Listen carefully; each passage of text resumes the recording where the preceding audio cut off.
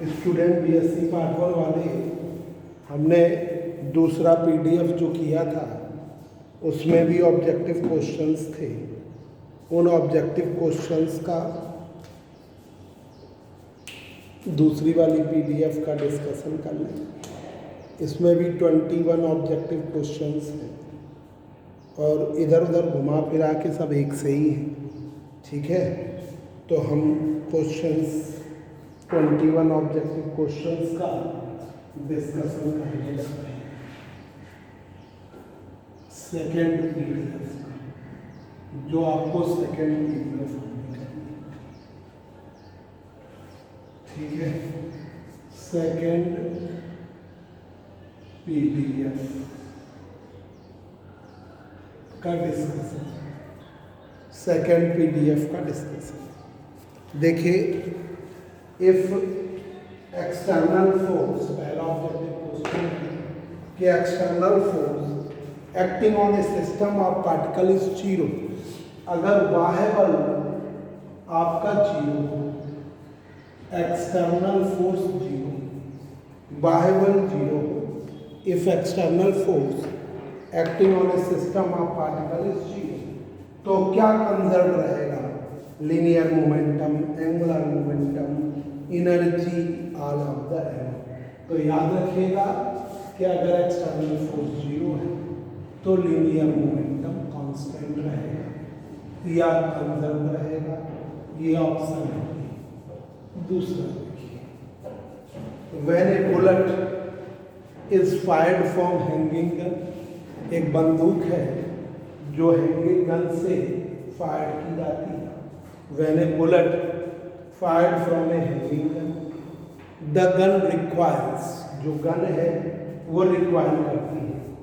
This is due to principle of, किसकी वजह से?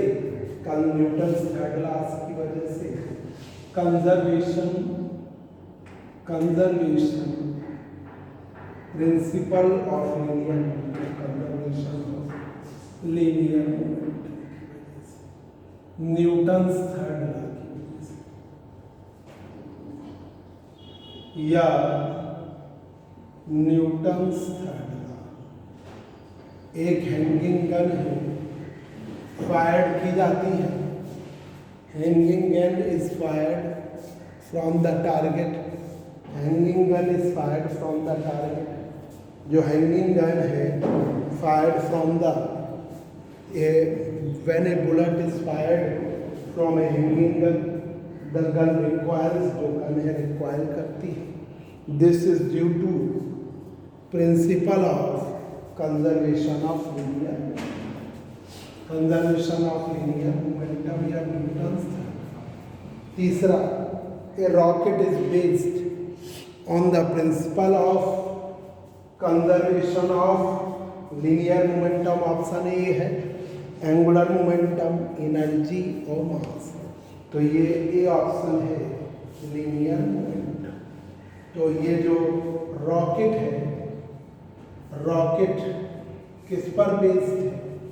Conservation principle of linear momentum, conservation principle of linear momentum, rocket is based on the conservation principle of linear momentum. Fourth number, the law of conservation of linear momentum is equivalent to Newton's first law, second law, third law or none of them। तो ये Newton's third law इससे आता है, conservation of linear momentum, conservation of linear momentum, linear momentum, रेखीय संवेग संरक्षण का नियम, conservation of linear momentum is equivalent to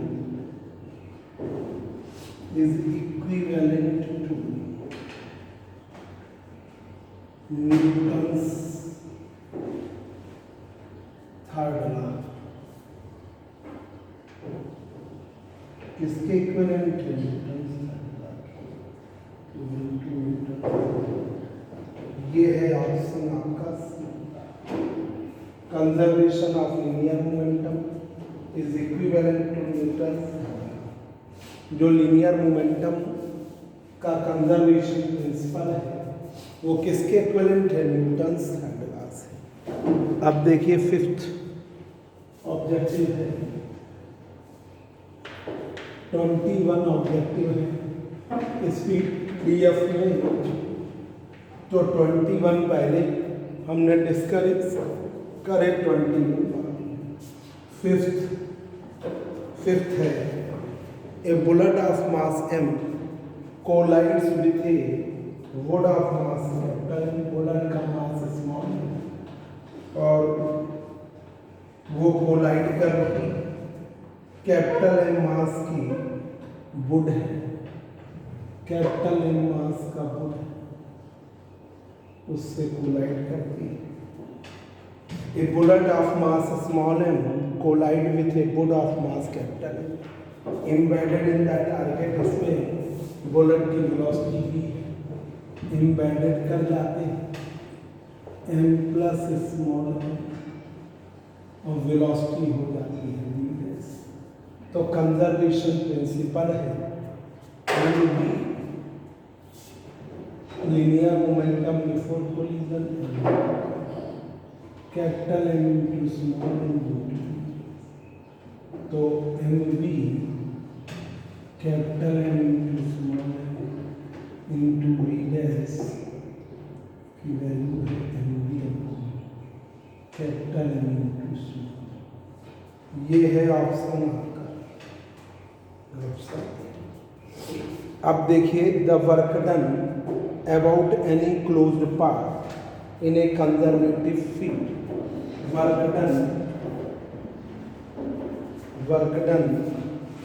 work done about any closed path in conservative force field।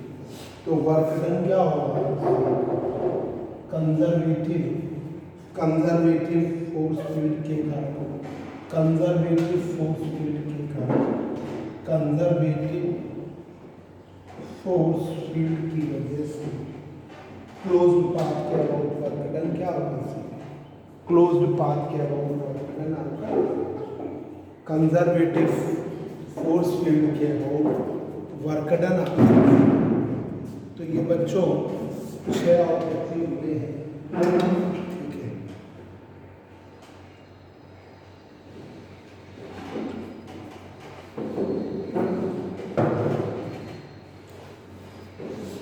छह ऑब्जेक्टिव वो एक बार फिर से हम आपको बताते हैं।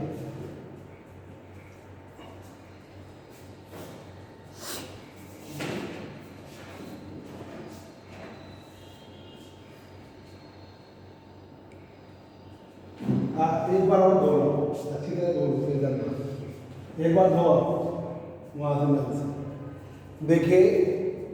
ये सेकंड पीडीएफ जो है ग्रुप में डाली थी, फिर हम डाल देंगे ग्रुप में।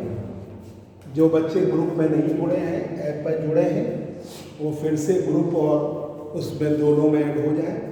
देखिए पहला, if external force acting on a system of particle is zero. अगर बाह्य बल सिस्टम ऑफ पार्टिकल, अच्छा निचोड़ लो, हम कर दे रहे हैं करता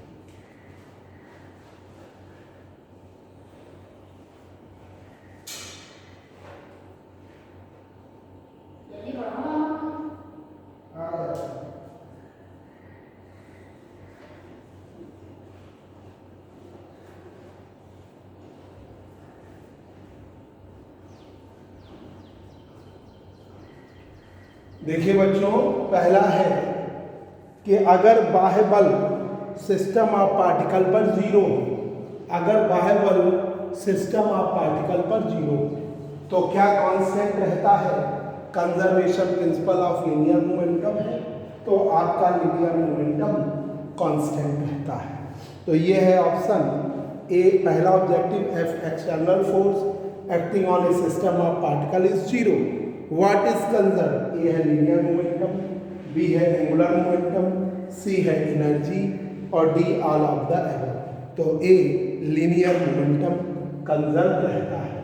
दूसरा objective, when a bullet is fired from a hanging gun, एक बुलेट है फायर की जाती है हैंगिंग गन से। When a bullet is fired from the hanging gun, bullet जो है फायर की जाती है हैंगिंग गन से, ठीक है। द गन रिक्वायर्स, गन क्या करती है? रिक्वायर करती है, बैठ जाती है। This is due to the principle of, एक तो न्यूटन थर्ड लॉ का प्रिंसिपल है और दूसरा conservation principle of linear momentum. तो न्यूटन थर्ड लॉ या conservation principle of linear momentum, यह दूसरा ऑप्शन। तीसरा, a rocket is based on the principle of conservation of linear momentum. Rocket जो है बेस्ड है conservation principle of linear momentum. Rocket is based on the conservation principle of linear momentum, conservation principle of linear momentum पर based है या Newton's third law पर based है। Rocket Newton's third law पर based है। Fourth, the law of conservation of linear momentum, conservation of linear momentum is equivalent to Newton's first law, second law, third law. तो किसके equivalent है? Newton's third law की, ठीक है। M मास, small M मास का particle है, we velocity से move कर रहा है। कैपिटल एम मास का आपका वुड है। जब ये बुलेट इसमें फंस जाती है, बैठक हो जाती है, तो मास हो जाता है capital M plus small M और वेलोसिटी हो जाती है वी डैश, और वी डैश की वैल्यू आती है M B, M into zero, capital M into small M V dash. V dash की वैल्यू अभी क्लास ओवर हो जाए तो फिर फोन करते, 5 बजे के लिए कह रहा है। तो फिर पहले वी डैश की वैल्यू एम बी अपॉन, पहले बब्बू का करवाना है ना, फिर आप अपना शेड्यूल करवाना ना, बाहर करवाना। ठीक ठीक ठीक पेपर कर देना। ठीक ठीक हो जाएगा। चलिए देखिए 6 number, work done about any closed path in A conservative force field. तो वर्क डन क्या होता है? 0। ये सी ऑप्शन है। आपने क्लोज्ड पाथ ले लिया, क्लोज्ड पाथ के अकॉर्डिंग वर्क डन क्या होता है? 0। 7 नंबर देखिए, 7 नंबर ऑब्जेक्टिव कि आपने कोई पाथ ले लिया क्लोज्ड पाथ, तो total work done conservative force field के अंतर्गत आपका 0। अब देखिए 7th नंबर देखिए,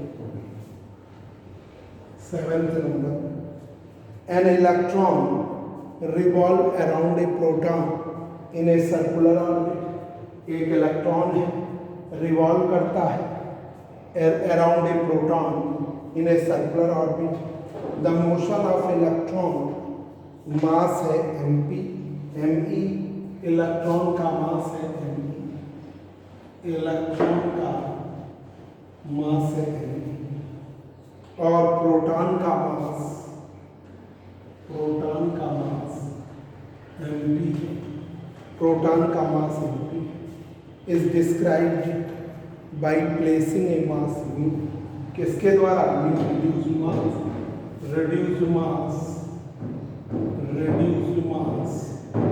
mu क्या होगा? me into mp, me plus mp, ये me into mp, me plus अब यहाँ पर then force acting on electron, electron पर फोर्स लगेगा वो, तो force acting on the electron, तो इन्होंने ये ऑप्शन दे दिया 1/4πε।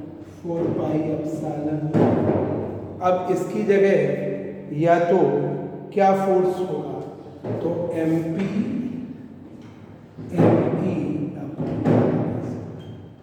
ME अपॉन R², ये आपका आएगा। अब देखिए 8th number objective, 8th number objective है 8th number, frame for which law of inertia is valid are called, वो फ्रेम जिसके लिए लॉ ऑफ इनर्शिया वैलिड है, frame for which the law of inertia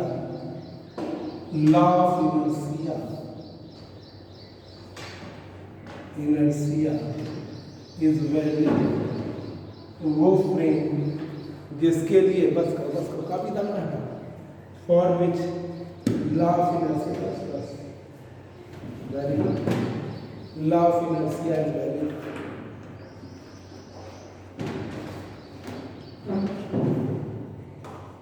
frame for बस इधर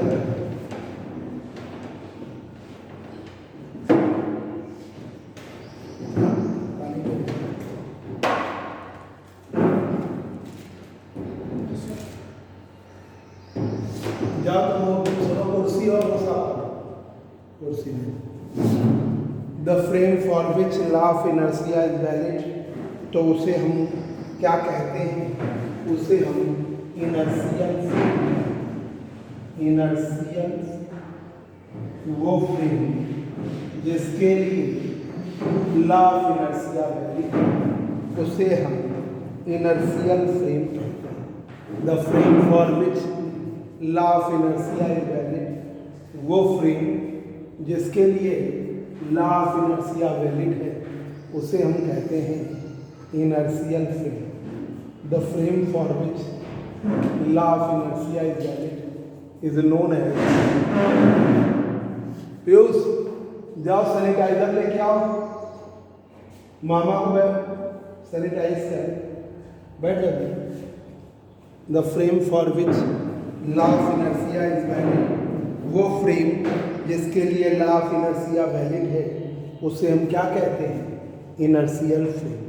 वो frame जिसके लिए लॉ ऑफ इनर्शिया वैलिड है, उसे हम कहते हैं इनर्शियल फ्रेम। अब देखिए law of inertia is valid is known as inertial frame. अब देखिए 9 नंबर है,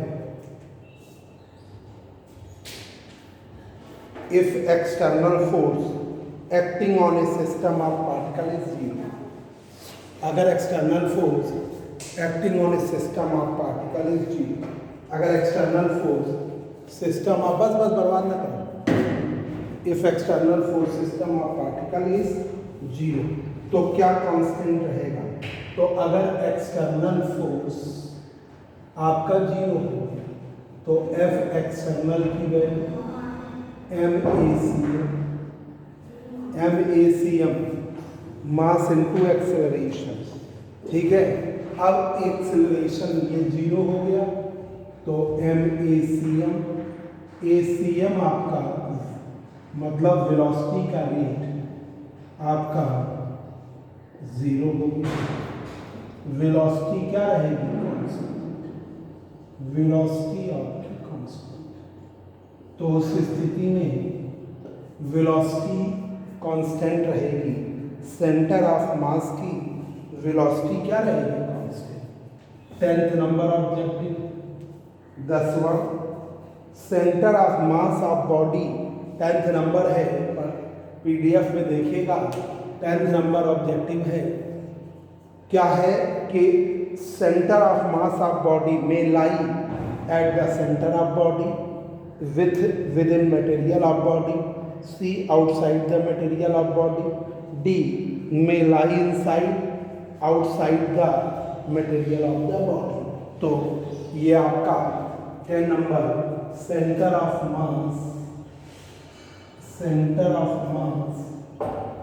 मास डी ऑप्शन है में लाई हम बैठ गए। है। बैठना है तो सुनो तो, पहले जाओ ऊपर मम्मी को जगा के, अपनी मम्मी को जगाओ, कह दो मामा कह रहे हैं चाय बना रहे, 2 चाय, एक धीरू मामा के लिए, एक मेरे लिए, और तुम्हें जो लेना हो ले। ठीक है। मिलाई इनसाइड, क्या हुआ, इनसाइड और आउटसाइड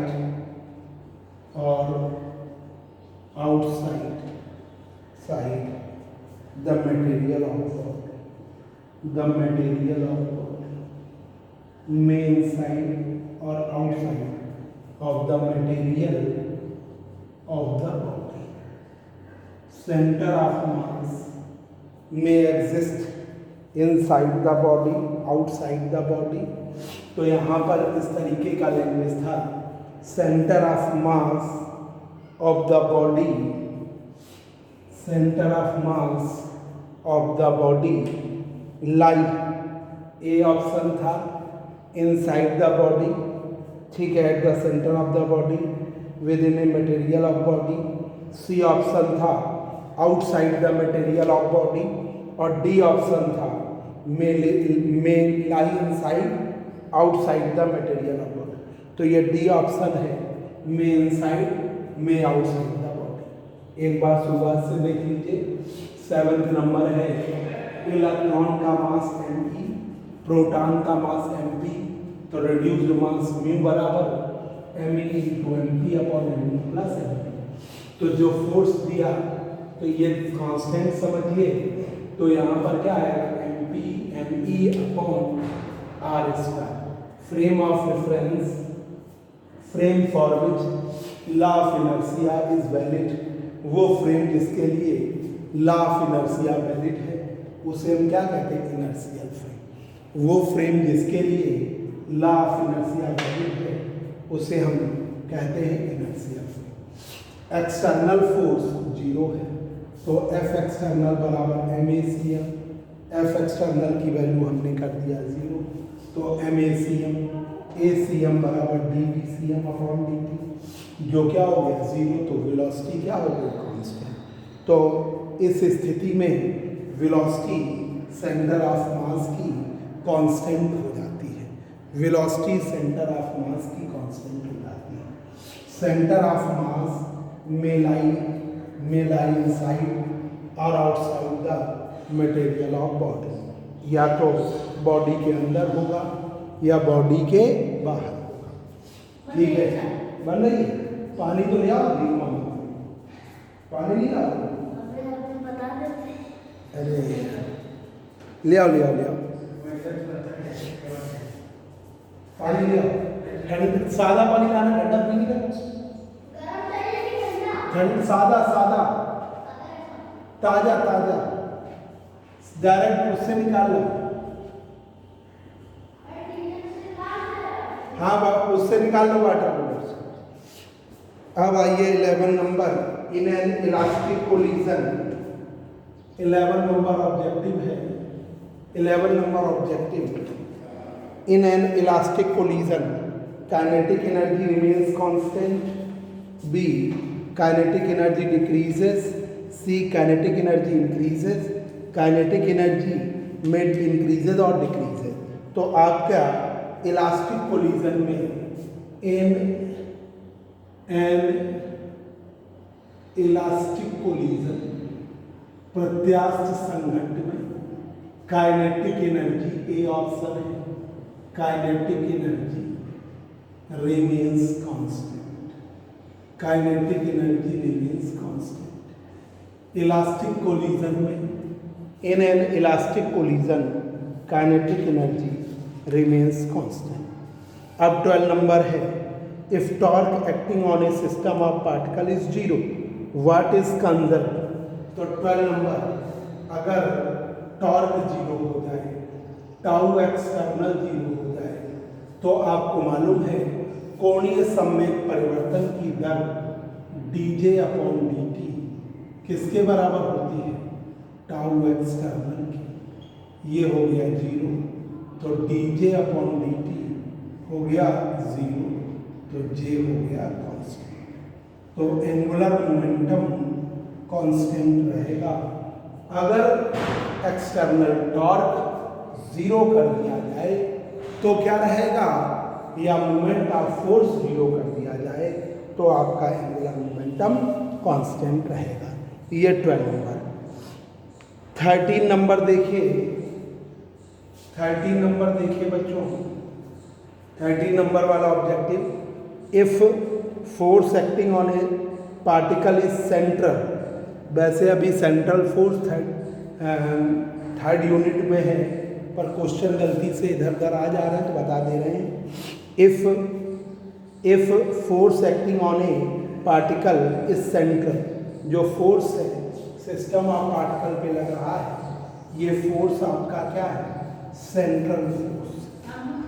सेंट्रल फोर्स सादा पानी है, ठंडा तो नहीं। हाँ, सेंट्रल फोर्स आपका ये ले जाओ,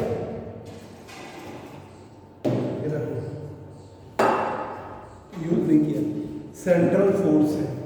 अगर बल जो है केंद्रीय बल है, अगर बल जो है केंद्रीय बल है तो क्या कांस्टेंट रहता है?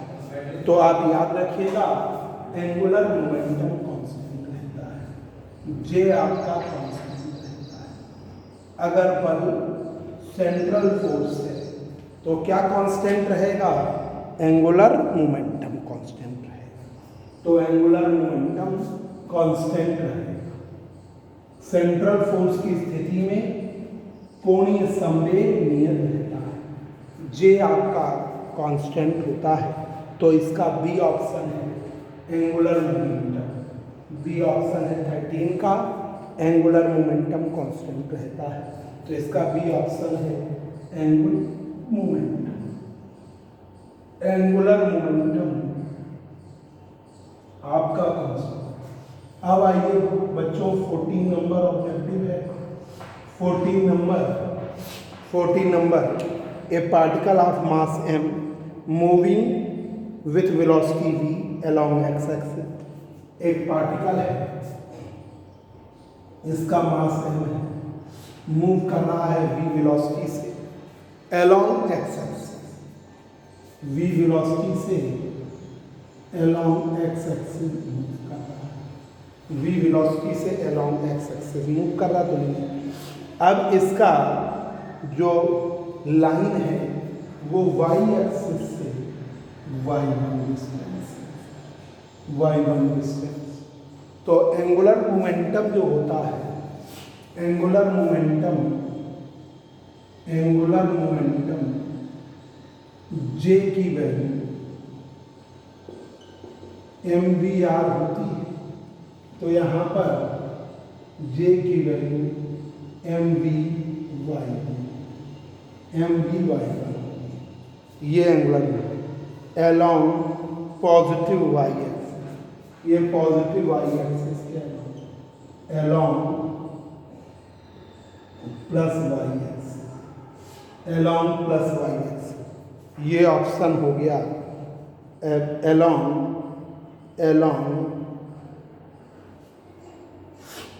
mvy1 तो हो गया। किसके अलोंग होगा? तो ये आपका अलोंग होगा निगेटिव y एक्सिस के अनुसार, निगेटिव z एक्सिस पर अलोंग निगेटिव z एक्सिस। ये आपका, तो ये j बराबर mvy1 आपका angular momentum.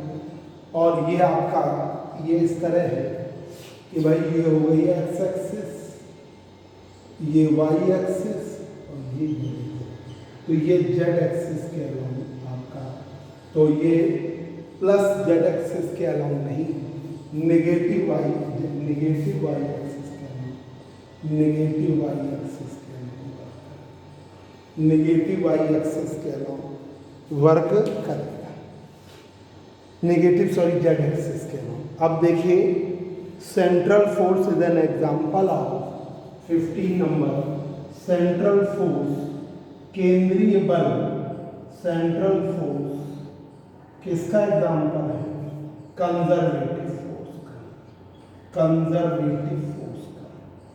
Central force is an example of conservative force. Central force जो है एग्जाम्पल है कंजर्वेटिव फोर्स का। Central force is an example of conservative force. अब आइए 16 नंबर, एक बार फिर से सभी बच्चे देख लें। 11 नंबर आया ऑब्जेक्टिव। 11 नंबर, इन एन इलास्टिक कोलिजन, प्रत्यास्थ संघट्ट में क्या कांस्टेंट रहता है? Kinetic energy remains constant. Kinetic energy से एक्सटर्नल टॉर्क आपका 0 हो जाए तो कोणीय संवेग परिवर्तन की दर टाउ एक्सटर्नल की वैल्यू ले लिया 0, तो जे क्या हो जाएगा? कांस्टेंट। अगर फोर्स सेंट्रल फोर्स है तो क्या कांस्टेंट रहेगा? Angular momentum constant. 14 नंबर कि ये है m मास का पार्टिकल v वेलोसिटी से x एक्सिस के अलोंग मूव कर रहा है। m मास का particle, a particle of mass m moving with velocity v along positive axis parallel to a line y बराबर y1, द पार्टिकल t बराबर 0, position 0 y1, angular momentum of particle about the origin, तो angular momentum j की value है mvr और mvr की value mvy1, mvr की value mvy1। Very good. Biscuit तो तुम खाओगे, एक बिस्कुट तुम खाओ, 2 नहीं, अब बैठ के बिस्कुट खाओ पानी के साथ।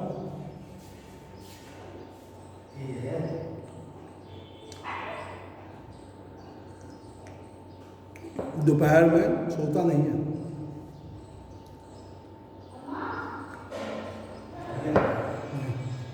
सोना है?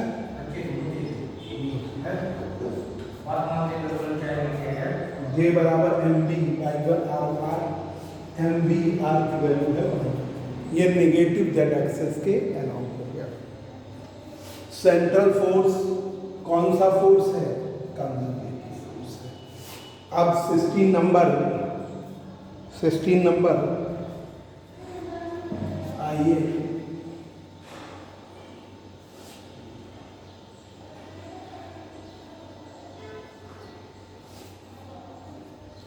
Number, angular momentum of A particle of mass m moving with velocity u, circular orbit of radius r। तो m मास का पार्टिकल है, ठीक है, m मास का पार्टिकल है, u वेलोसिटी से मूव कर रहा है r रेडियस पर। m मास का पार्टिकल u वेलोसिटी से मूव कर रहा है।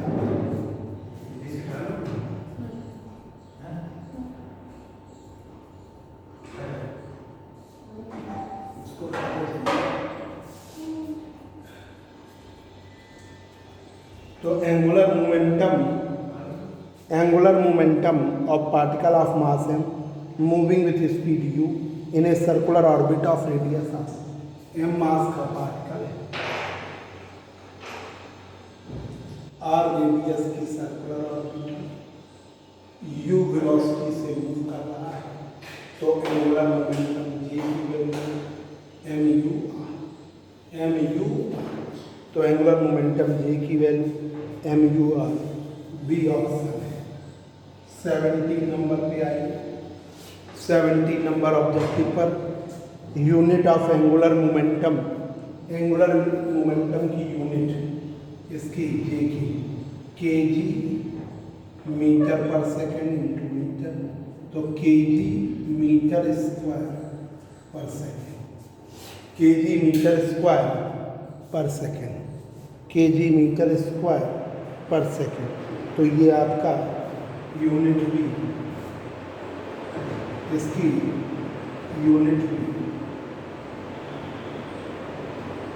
kg metre square second, KG metre square second की पावर माइनस। ये आपका पंखे की आवाज़ आएगी रिकॉर्डिंग में, पंखा धीमे करो। इसकी यूनिट आएगी आपकी सी ऑप्शन 18 नंबर। 18 नंबर है earth revolving around the sun under gravitational force what is conserve. जब अर्थ रिवॉल्व कर रही है, अर्थ रिवॉल्व कर रही है सन के around, earth revolving around the sun, revolving around the sun, sun, earth revolving around the sun, तो क्या कंजर्व्ड है? Angular momentum.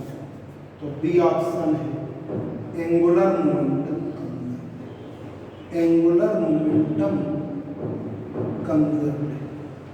Earth revolving around the sun, what is conserved? Angular momentum conserved. अब 19 number देखिए, 19 number objective.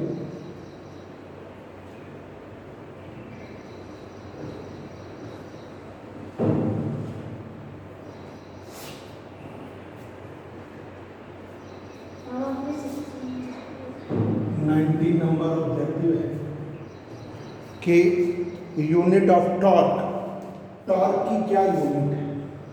Tau बराबर are cross F, ठीक है। तो tau की यूनिट हमें चाहिए ऐसा, तो न्यूटन इंटू ये है इसकी यूनिट। ये ऑप्शन है आपका, ये ऑप्शन आपका 20 नंबर देखिए। 20 number the reference frame where fundamental laws of physics are invariable. वो फ्रेम जिसके लिए fundamental laws of physics are invariable, जिसके लिए fundamental laws of physics are invariant, तो उसे हम क्या कहते हैं? ये ऑप्शन है इनर्शियल फ्रेम। उसे हम इनर्शियल फ्रेम कहते हैं, जिसके लिए फंडामेंटल लॉज इनवेरिएंट है, उसको हम क्या कहते हैं? Inertial frame. 21 नंबर ऑब्जेक्टिव पर आ जाइए। 21 नंबर क्या है? कंजर्वेटिव इलेक्ट्रोस्टैटिक फील्ड के लिए कौन सी चीज ट्रू नहीं है? कंजर्वेटिव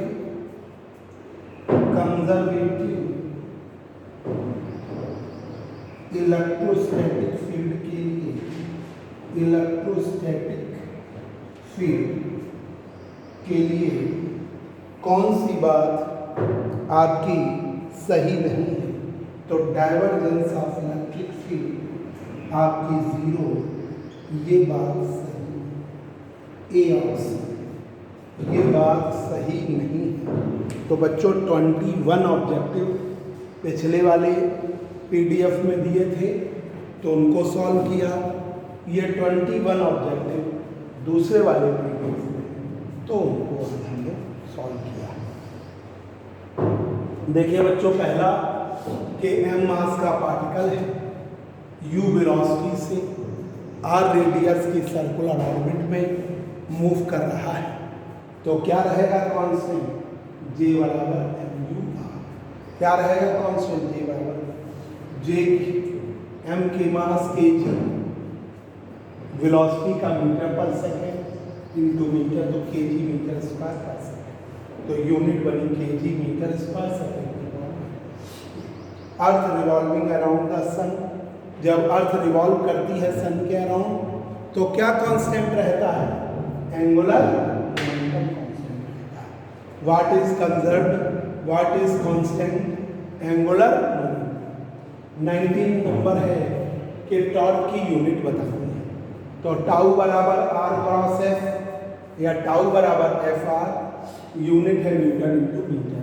ये एफ से फ्रेम जिसके लिए फंडामेंटल फिजिक्स के जो लॉ है वो इनवेरिएंट है, तो उस फ्रेम को क्या कहते हैं? Inertial frame. वो फ्रेम जिसके लिए fundamental laws of physics are invariant, वो इनर्शियल। कंजर्वेटिव फील्ड के लिए डाइवर्जेंस ऑफ इलेक्ट्रिक फील्ड 0 होता है। हो गई।